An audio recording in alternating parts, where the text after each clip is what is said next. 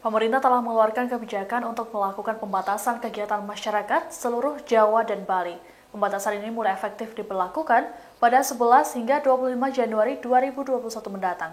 Dalam aturan ini, kegiatan perkantoran diharapkan dialihkan dengan bekerja dari rumah hingga 75%. Menteri Koordinator Bidang Perekonomian yang juga Ketua Komite Penanganan COVID-19 dan Pemulihan Ekonomi Nasional atau KPCPEN, Airlangga Hartarto menjelaskan tentang pedoman garis besar pembatasan ini. Dikutip dari Kompas.com Rabu 6 Januari 2021, Airlangga mengatakan dalam pembatasan ini kegiatan perkantoran akan dilaksanakan dari rumah atau work from home atau WFH. Dengan kata lain, hanya ada 25% karyawan yang diperkenankan bekerja dari kantor. Tidak hanya pembatasan kegiatan perkantoran, kegiatan lain seperti belajar mengajar dilakukan secara online. Kemudian, pemerintah juga memberikan batasan jam buka untuk pusat perbelanjaan hingga pukul 19 waktu setempat. Selanjutnya, kegiatan makan dan minum di tempat diperbolehkan maksimal kapasitas 25%. Saat pembatasan kegiatan masyarakat, Pemda pun diharapkan mengatur kapasitas moda transportasi di daerah masing-masing.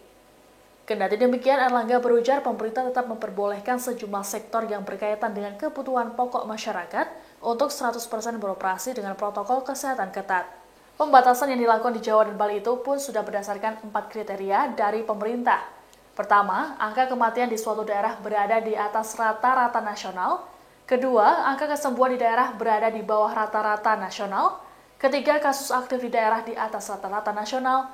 Terakhir, keterisian rumah sakit untuk ICU dan ruang isolasi di atas 70%. Apabila salah satu dari 4 kriteria telah terpenuhi, maka pembatasan di daerah bisa dilakukan. Ketahui bahwa beberapa kondisi penambahan kasus per minggu di bulan Desember itu 48.434 dan di awal Januari ini sudah 51.986 dan kemudian juga pemerintah melihat bahwa tingkat kesembuhan sudah tetap di atas global yaitu 82% dan tingkat confirmed fatality rate adalah 3%. Nah, kemudian pemerintah melihat bahwa itu menjadi batasan-batasan daripada pembatasan tersebut. Nah, pemerintah melihat dari zona risiko, ada 54 kabupaten kota punya risiko tinggi, kemudian 380 kabupaten kota risiko sedang, dan 57 kabupaten kota risiko rendah, dan ada 11 kabupaten kota yang tidak ada kasusnya. Kemudian juga pemerintah melihat rasio-rasio keterisian daripada tempat tidur isolasi, kemudian juga ICU. Pemerintah juga melihat kasus-kasus terkait dengan positivity rate ataupun kasus aktif, di mana secara nasional kasus aktif sebesar 14,2.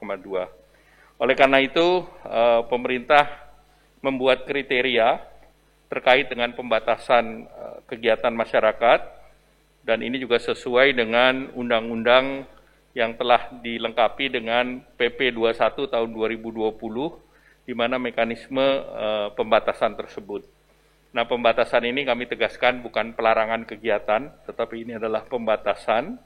Nah, kriteria yang ditetapkan adalah provinsi, kabupaten, kota yang memenuhi salah satu dari parameter tersebut, yaitu tingkat kematian di atas rata-rata tingkat kematian nasional, ataupun 3%, kemudian tingkat kesembuhan di bawah rata-rata tingkat kesembuhan nasional, yaitu 82%, kemudian tingkat kesembuhan di bawah rata-rata kesembuhan nasional, yaitu di bawah 82%, kemudian tingkat kasus aktif di bawah rata-rata tingkat kasus aktif nasional, yaitu sekitar 14%, dan tingkat keterisian rumah sakit atau bor occupancy rate untuk ICU dan isolasi yang di atas 70%.